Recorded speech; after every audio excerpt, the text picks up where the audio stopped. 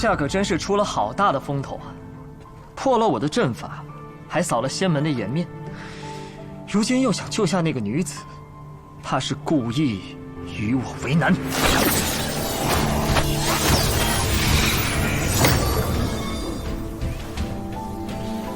这是我呕心沥血制造的囚龙法阵，这24道生门已被拦断，36条死路亦被阻绝，可所谓上天无路，下地无门。就算是金丹修者来了，也难以破开。现在我们可以好好聊天了吧？有没有人告诉你，你的话真的很多？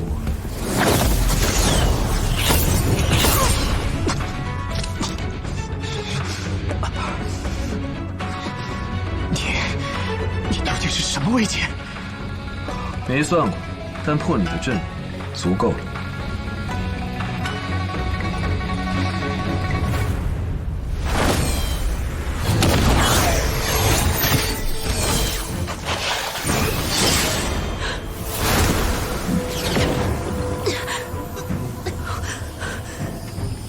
吹笛子的，还等什么？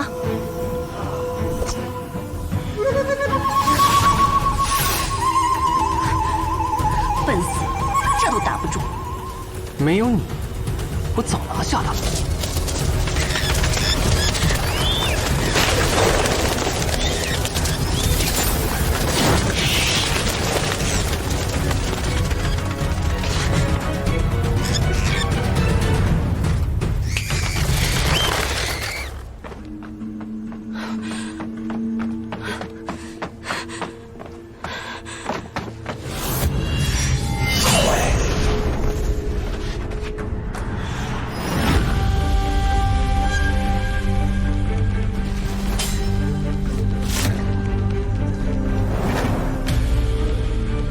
程影剑不斩无名之辈，报上你的名号。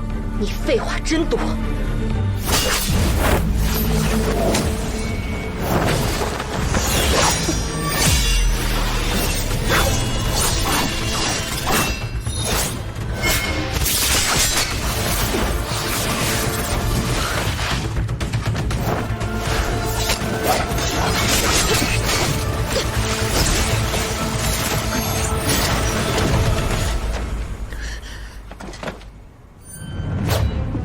你违背道心，插手世俗之事，本就该死。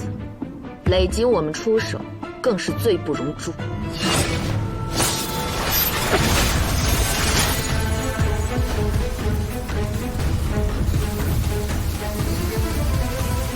还不认输？没死就不算数。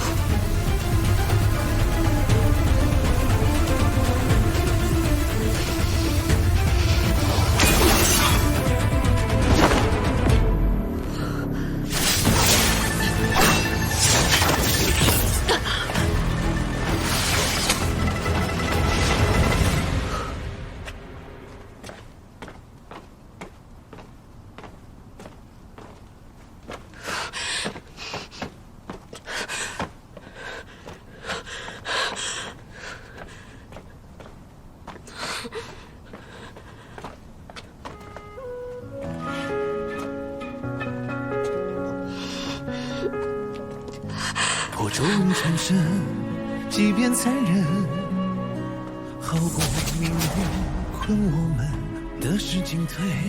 书上说了，换完肉就能看见颜色了，应该快了吧？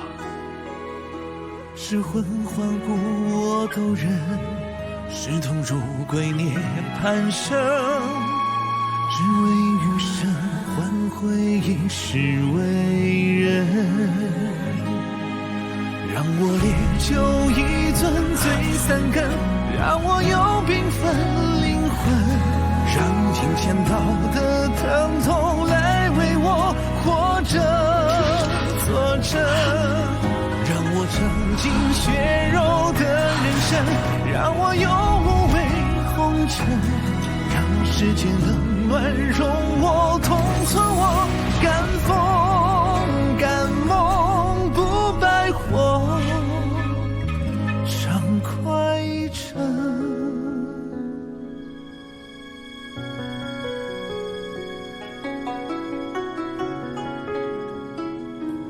破皱纹缠身，即便残忍，好过命运困我们。得失进退，皆当作千年容忍。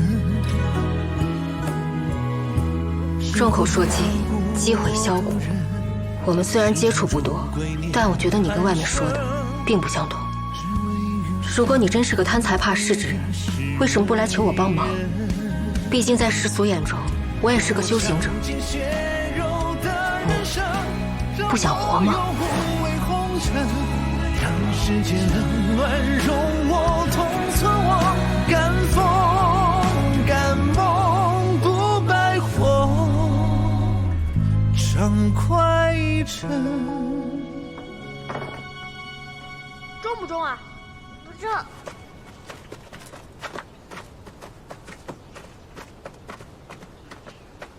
快！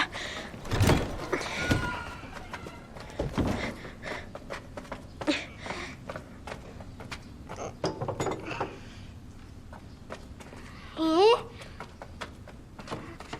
这是什么？好像是药。药是给姐姐治伤的吗？谁给她的？不知道，药不能乱用，都不知道是哪儿来的，万一是毒药呢？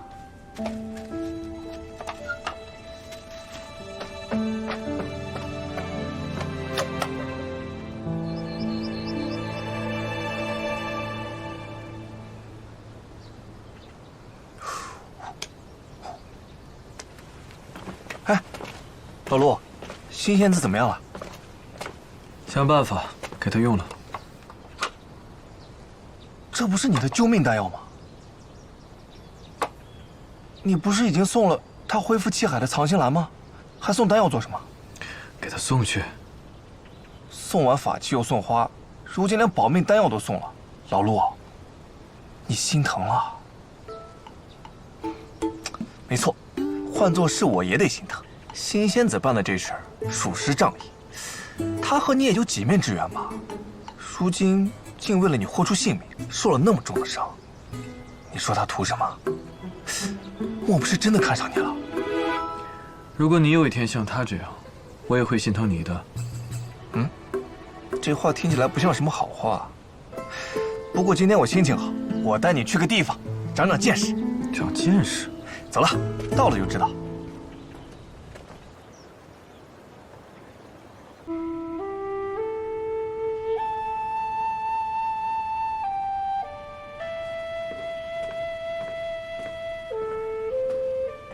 我师兄他走了。是。林少宗主留信一封，说是灵台顿悟，恐劫难将至，先回师门闭关了。金师兄刚进城，可有什么发现？我人来晚了，到的时候你们都打完了。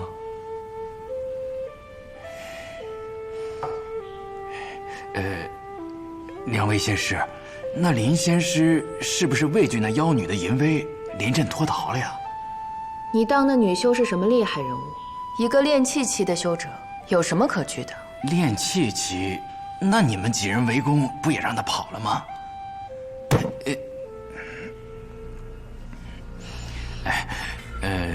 本官知晓几位仙师的能力非凡，只是夜长梦多，那妖女还在外面，总归是不放心的。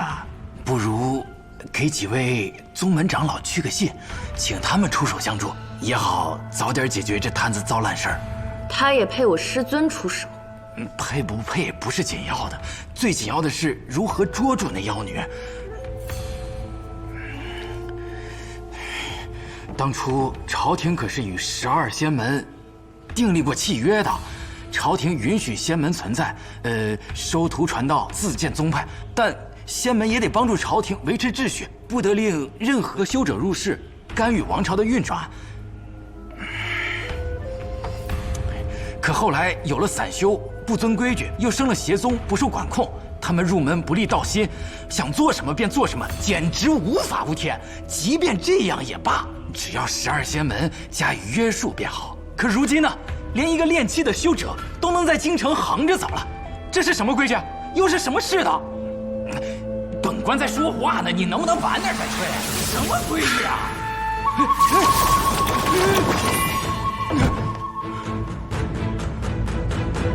大人坐稳。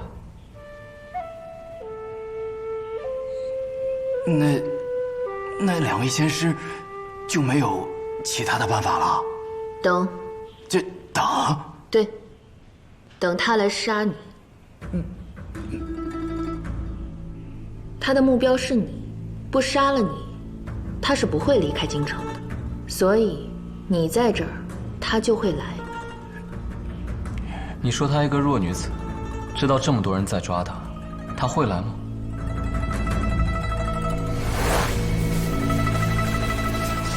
还不认输？没死就不算输。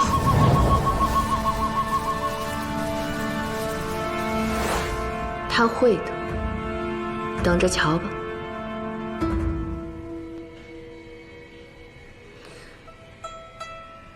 你也不必哭丧着脸，有我们在，你的这颗脑袋会安然地挂在你的脖子上的。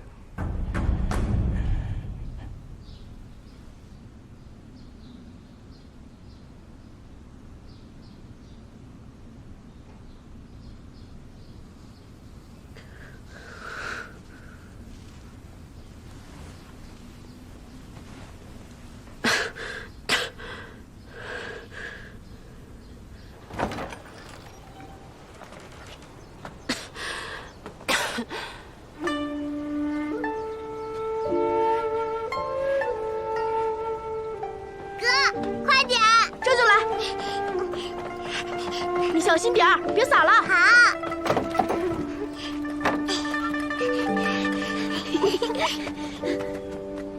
仙子，你醒了。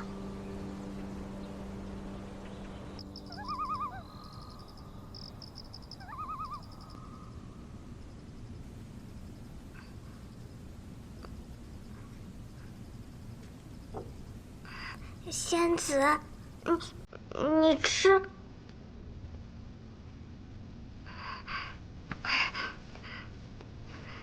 这是我和哥哥刚从树上摘下来的，不脏的。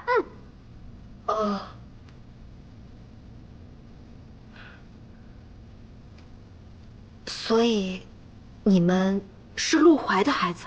是义子，陆大人对我们有恩，他死了，没人给他收纸扫墓，我们就自己磕了头，认他当义父了。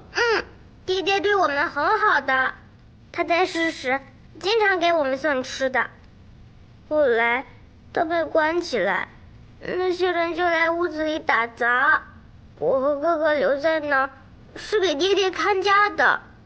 我们想着他总有一日会回来的，可惜。所以你们救我，也是因为他。你给爹爹收尸，你是个好人。陛下离京城这么远，你们为什么跑这儿来了？因为你能替他报仇，只有你会，也只有你能替他报仇。你是仙人，仙人会庇佑好人的。我不是仙人，我是修行者。都一样的。上次我与那黑袍老者厮杀的时候，也是你们救的我。你受了伤，晕了过去，我们就把你拖回宅子了。但这次不一样，这次官兵都出来了，满城传人，好凶的，我们不敢留在那里了。那这次，你们是在哪儿找到我的？破宅。那晚你把我们藏在草垛里，我们不敢出来，一直躲到天亮才回宅子。一开门就发现你晕在里面，然后就把你带到这里来了。破宅？可我记得我当时是在街上晕倒的，应该是有人救了我。你们看到什么人了吗？没看到。啾啾也没有。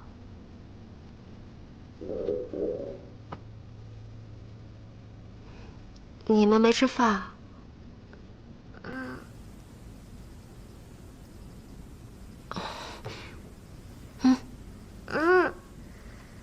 我们不饿，等会儿我带九九出去吃。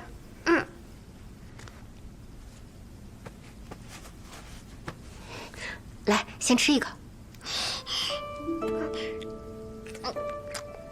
谢谢仙子。之前不是叫我姐姐吗？以后依旧这么叫吧。嗯。我们听说你是义父的夫人，可我们跟了义父这么久，也没看过他成过亲。当时魏县有很多漂亮的姑娘喜欢义父，托了媒婆上门提亲，但他都拒绝了。你和义父到底是什么关系啊？你们真的是夫妻吗？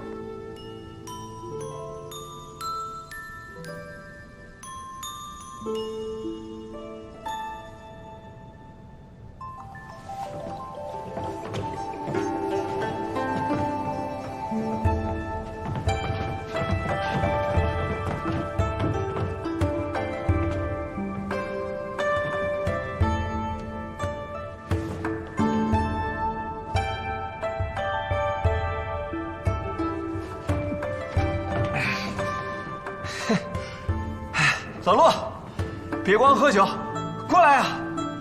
这就是你不帮我送药，也要带我来，长得见识。对啊，今儿的醉仙楼被我包下来了，心交火树，红莲万蕊，舞姬娇媚，乐曲缠绵，有酒饮，有画赏，人生如此，夫复何求啊！那也要求得到才算啊！这种地方，对我来说，除了潮儿，就是闹眼。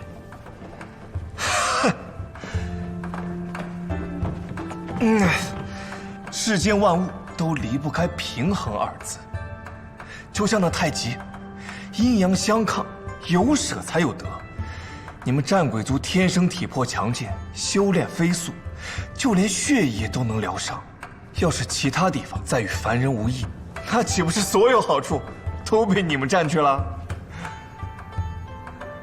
那是神的惩罚。知道是惩罚，这不是在开解你吗？你就这么想，凡人要是想修炼成神，也得遭大劫小难。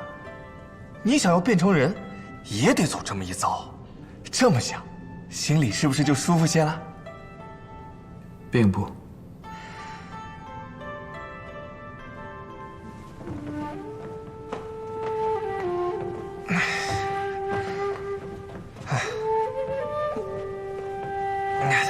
我知道，战鬼人残暴嗜杀，身体强健，却毫无痛感，自己不疼，也不在乎别人流不流血，于是疯狂，万物入口皆腐臭难闻，可为了生存，却要日日下咽。别人眼里的珍馐佳肴，于战鬼人而言，却如同泔水一般，于是极恨，也知白天黑夜也有四季更迭，却夜夜无法安眠，终其一生不得一梦，于是焦灼。都说世上色彩万千，斑斓艳丽，可看不到也是一样的了无生趣。红粉佳人与修罗恶鬼，繁华盛世与阿鼻地狱一般无二，于是冷血。这样的人生对于你来说可能毫无意义，但现在你已经找到办法了，只要通过换皮、换肉、换骨、换血、换心这五关，你就能脱胎换骨，再世为人了。老陆，你已经可以安睡，也即将看得见颜色。你和别的战鬼人不同，你的阿鼻地狱已经有一束天光了。来，今天我就提前教教你，这世上都有什么样的颜色。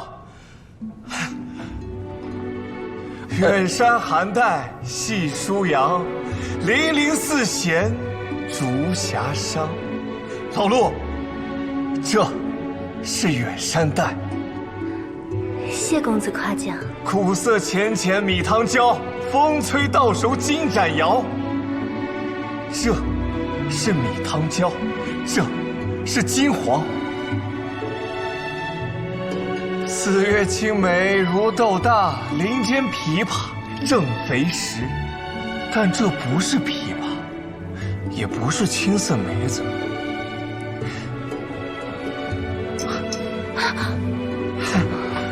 这才是青梅色。你说的这些我根本就分辨不出来。我就想问问你，你的领口是什么颜色？红色。红色。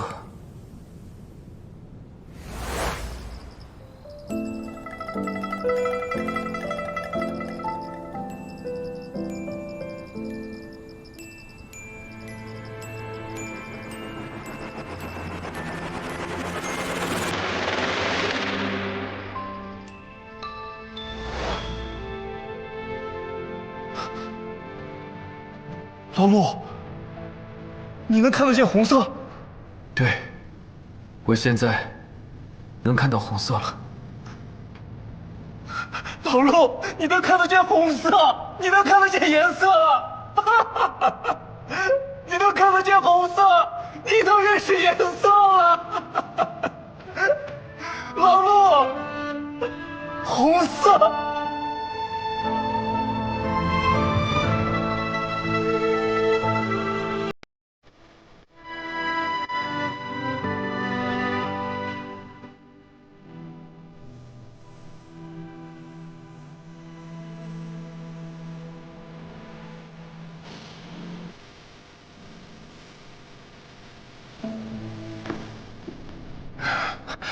我还以为你这辈子都看不见颜色了。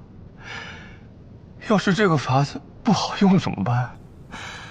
老陆，虽然咱俩年纪一样大，术法也一样强，不瞒你说，这么多年，我一直把你当儿子养的。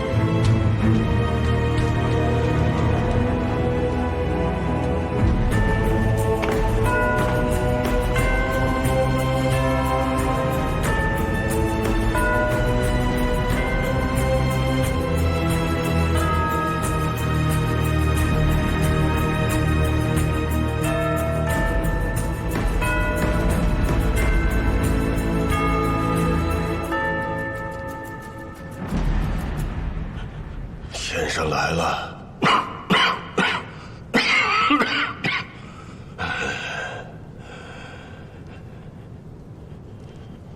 你别惊念，先生还是原来的模样，一点都没变。这宫廷也没变，连块砖瓦都没碎裂。都说岁月匆匆催人老，可被这时光洪流带走的，似乎只有朕一人。时光匆匆，皮囊衰老，无可避免吧？先生说的是。来，你快请坐。知道你来京城，朕特意命人取了乌泉山的冷酒，提前在冰窖里冰了2个时辰呢。先生当年最喜欢这酒的滋味，你快尝尝，这味道可有改变？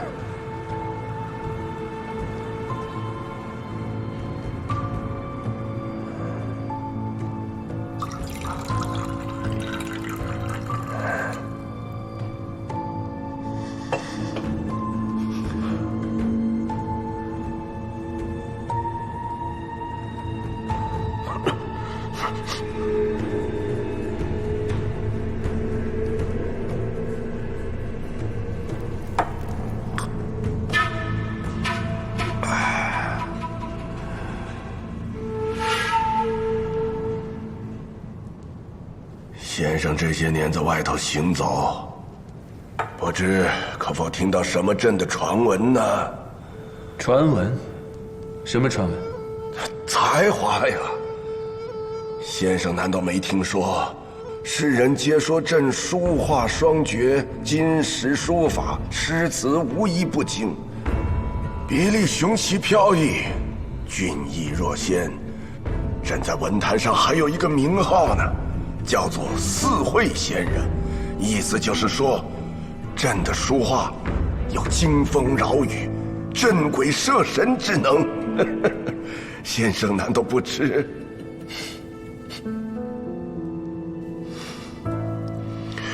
先生何故发笑？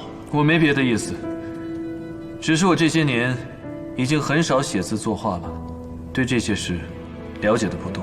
是吗？原来如此，当年一别，朕想先生该是改了名姓。可先生才华绝代，书法画作都是当世之冠，若有所出，定会一鸣惊人。朕便也专注此道，命人收集了大量的字画，可一直没有先生的消息。人生聚散，就好像是云边孤雁，水上浮萍。你不用太过于执着。是啊，我也是这么想。可先生向来一诺千金，说过的话绝无更改。可是先生，这一次，你为何回来了呢？啊？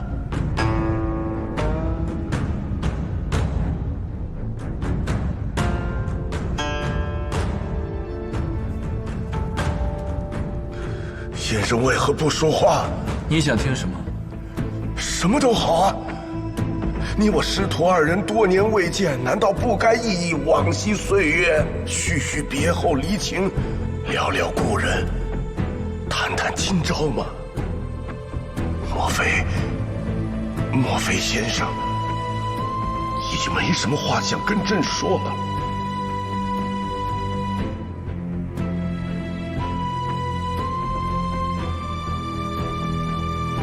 你害怕了？怕？哼，朕怕什么？是啊，你有什么好怕的？现在你已经获得了你想要的一切，锦绣江山，亿万子民。你现在坐在那个位置上，还有什么好怕的？当年我扶你上位，纯属巧合，我凑巧入了宫，与你师徒一场。偏偏那个时候，我看你还算顺眼。偏偏那个时候，宫内从上到下太不成样子，于是我便送你一程。我不求任何回报，我早就跟你说过了，你坐稳了皇位，便对我起了杀心。但你知道我不是一个凡人，所以根本杀不了我。我不会报复你，我说到做到，所以无论过去多少年，你都不用怕。我这次来，纯属为了私事，与最近的仙门修扯有关。这与你无关，你不用管。最多5日，我就会离开京城了。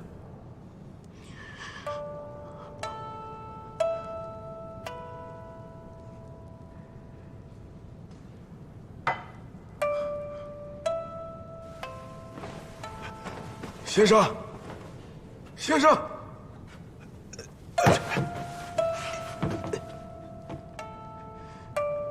先生，您去过北乡了吗？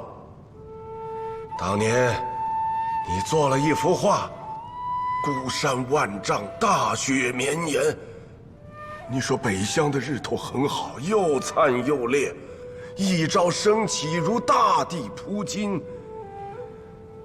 你说早晚有一天，你会亲自去看看。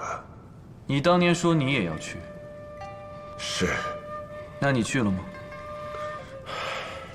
不怕先生笑话。朕小时候读书，只觉我朝疆土广阔，富有四海。朕想着，若有一朝我能登上帝位，放眼边塞，该看到怎样的好风景。可当朕真的坐到了这个位置，却只看到了四四方方的院落，来来往往的朝臣。朕也很想出去走一走，可却怕丢了这把椅子。这把椅子，可是先生，你一路背着朕，踏过风雪，走过暗巷，经历了无数的阴谋算计、血腥与肮脏才抢来的。若是丢了，再也没有任何一个人能背着朕把它抢回来了。阿定，你已经赢了。放宽心。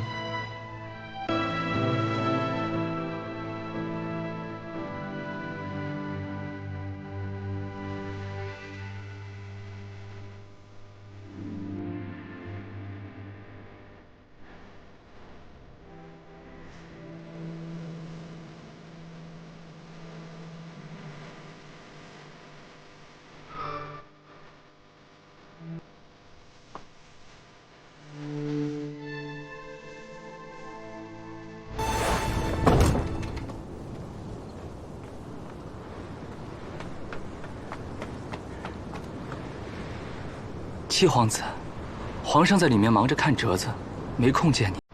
你还是先回去吧。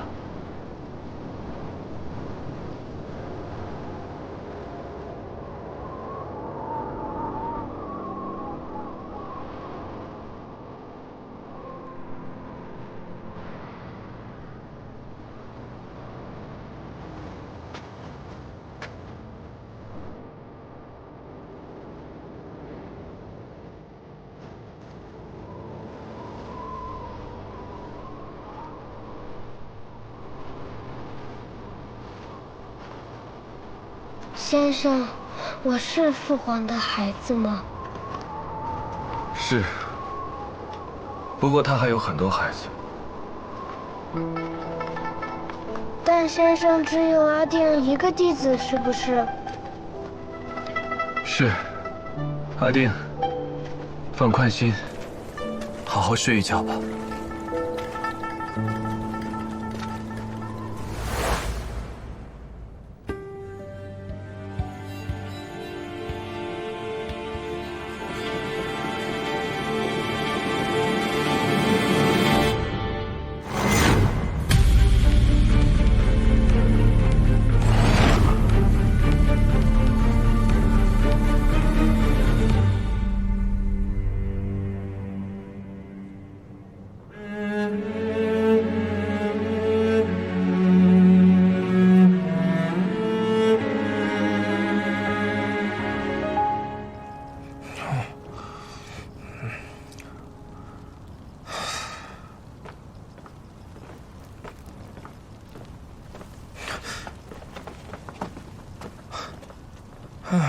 终于出来了。醒了。怎么样？见着小皇帝了？你没扇他2巴掌？不想聊他了，走吧。唉，状态不对啊，他又给你耍心眼子了。人性如此，100个皇帝100个都这样。但是你不要因为他，觉得这世上所有人都不好。咱们还是得老老实实，换血换骨，做个凡人，做个好人。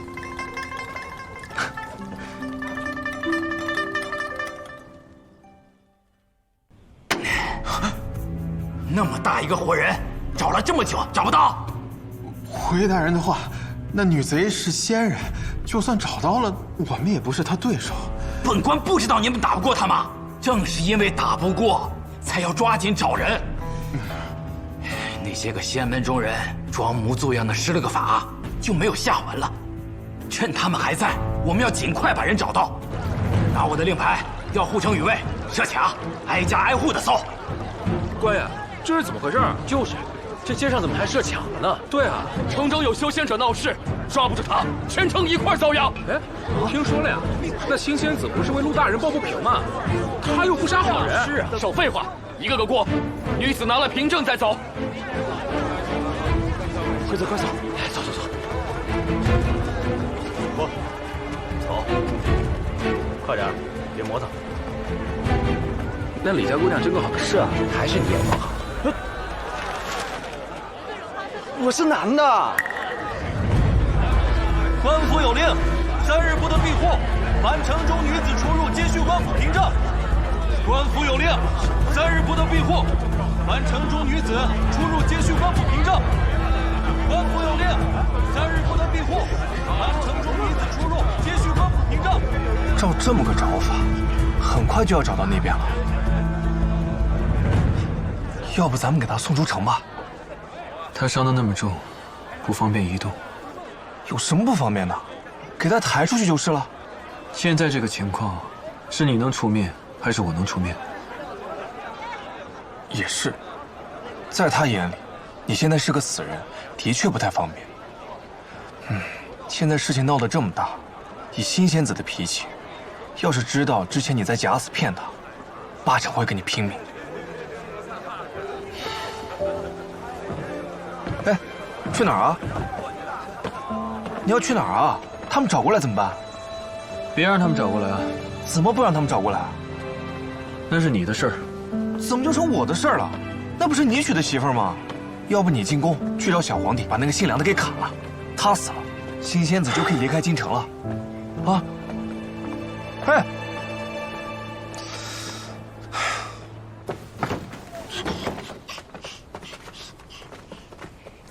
姐姐，我和哥哥去用拆子换点好吃的来，很快就回。你多休息，拆掉的白布放着就行，我们会来洗。那你们小心点儿。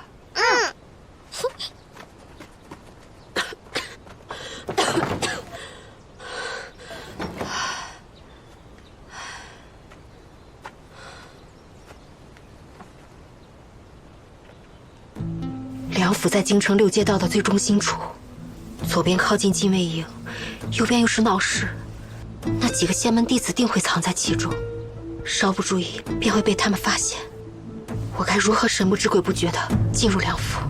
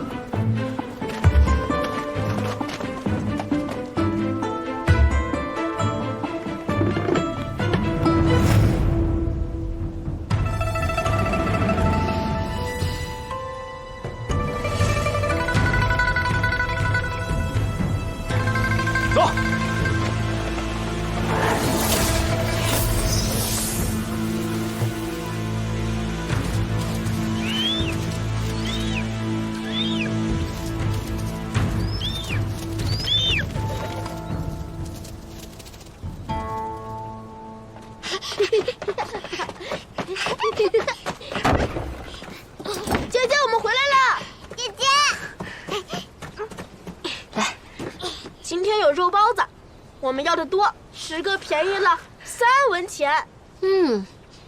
姐姐还给姐姐带了药，哪来的？捡的。什么时候的事？捡来的哪能给姐姐吃？万一是毒药呢？不是毒药，那上面写了包治百病，我找人问过的。你在哪儿捡的？就庙门口。姐姐，你不会真的要吃吧？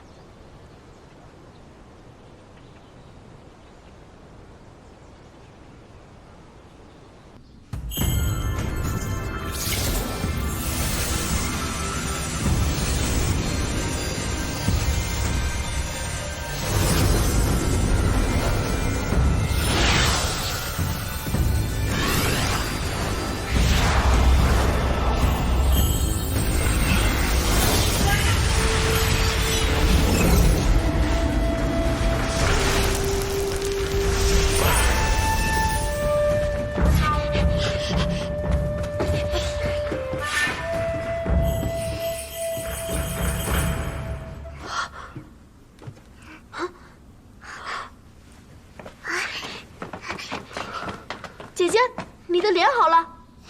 别的地方呢？也好了吗？这灵药不可多得，对于疗愈大有助益。你们在那儿忙什么呢？今天是爹的3期，他要回来看我们的，所以我们买了点祭祀的物件，想给爹送点纸钱。那你呢？你为什么要成亲？我的亲人都不在了，我也快要死了，还没娶过媳妇。我怕我死了之后没有人祭奠，逢年过节的时候连个香火纸钱都收不到。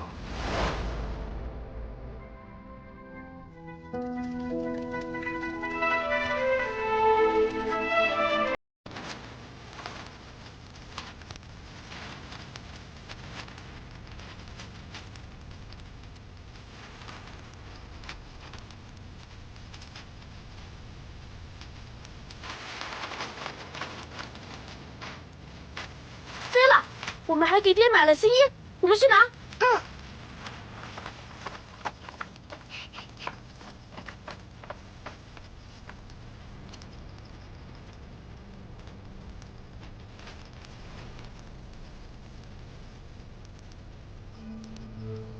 小时候，术士说我有寡秀孤臣的命格，会克死3任夫君。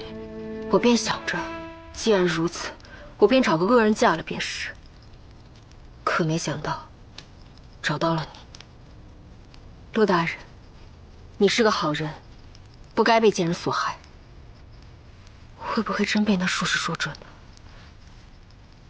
如果你没遇到我，也许就不会死。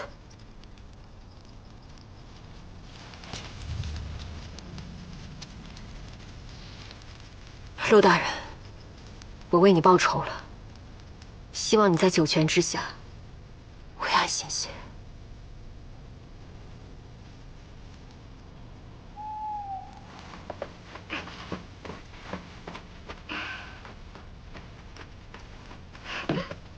陆大人，我和九九认你当爹了。这衣服送给你，你在天上有衣服穿。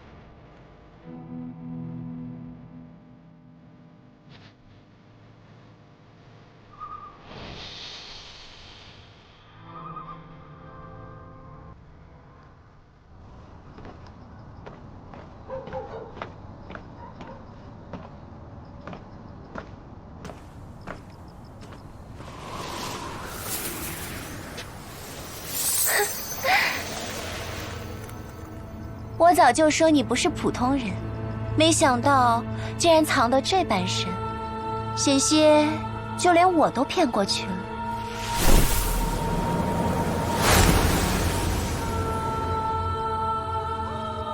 公子来这儿是要帮我，还是要为难我呀？你不出手，就没有人会为难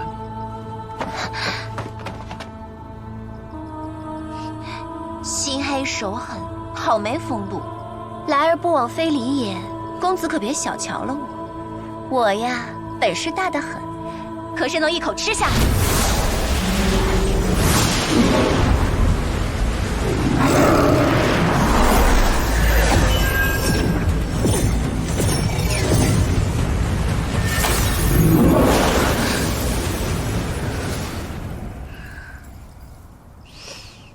不要再插手这件事了，马上离开京城，我还能饶你一命。这话说的，我又不是坏人，我也没想为难他呀。我对他没兴趣，对公子倒是有兴趣的紧。公子年轻俊朗，法力高强，也不像那些名门正派。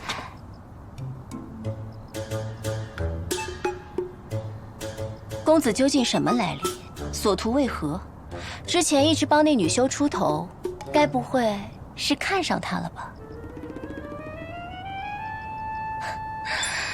可惜了，襄王有意，神女无心。人家是为夫报仇，名花有主了。你呀，没机会了。别生气嘛，不管就不管。反正我也不是那些仙门正派的人，不用守那些规矩。不过话要说清楚了，我不插手，不是因为我心疼那女修的故事，而是因为公子你。公子俊朗，见之不忘。下次再会了，小郎君。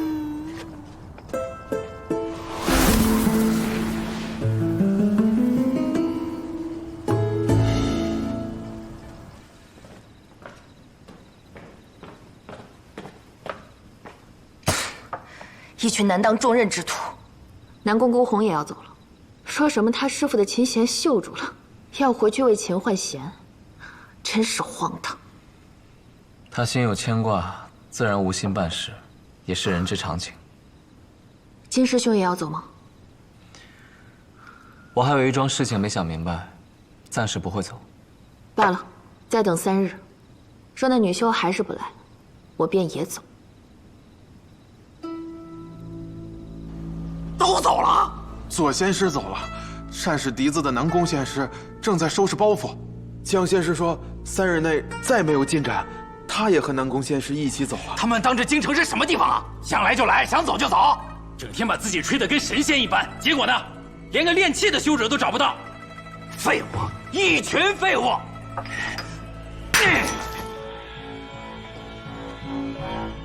你看我干什么？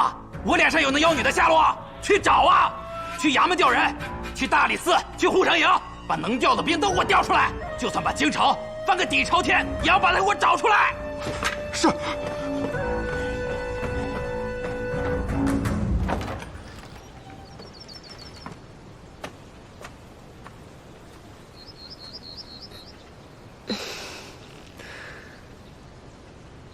真的是有人在帮我吗？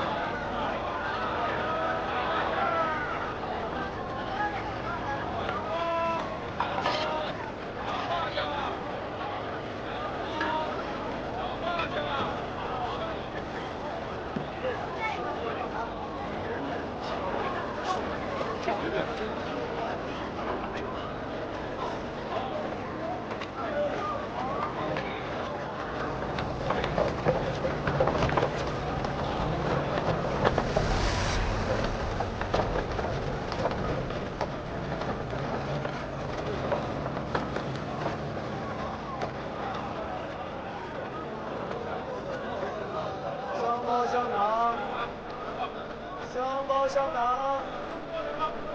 香包香肠。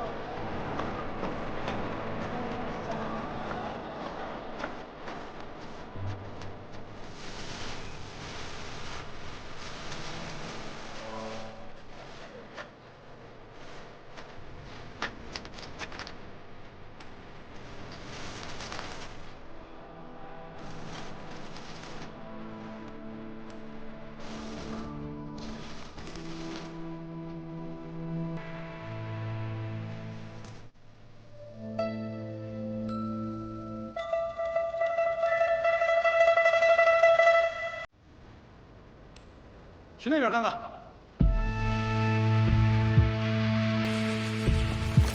哎，是在找我吗？就是他，追！站住！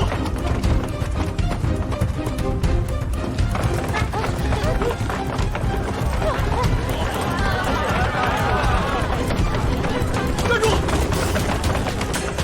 别跑！站住！别跑！站住！站住！别跑！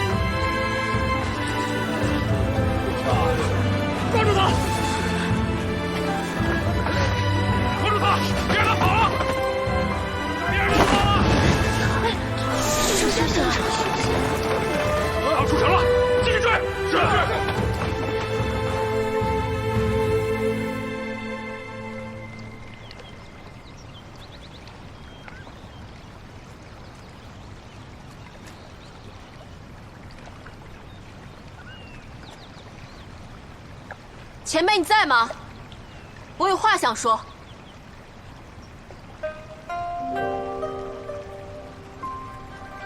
入山门那天起，师父便让我立下誓言。他说，每位修行之人若要入门，必须与道心立此誓。弟子心梅今日在此立誓，我自愿离开俗尘，踏入仙门。自此当潜心修行，感悟天道。善始令终，抗怀物外，绝不以仙家术法涉凡尘世，扰人间序。若违此事，道心尽毁，再难登阶。可每到这般关键时刻，我却总忍不住。师父说，我这是火气太盛，但我扪心自问，我并不是抑制不住怒火，而是有事想不明白。天梯已毁，所有的修行之人都再难成神，那我们刻苦修行，到底所为何事？仙门中人，人人都手握不二力量，却隐居山里，既不能成神，也不能做人，两不相帮，两不相干。那我们所修之道，尽头在哪儿？我们所谓道心，又本源何处？前辈，如果你知晓答案，可否指点一二？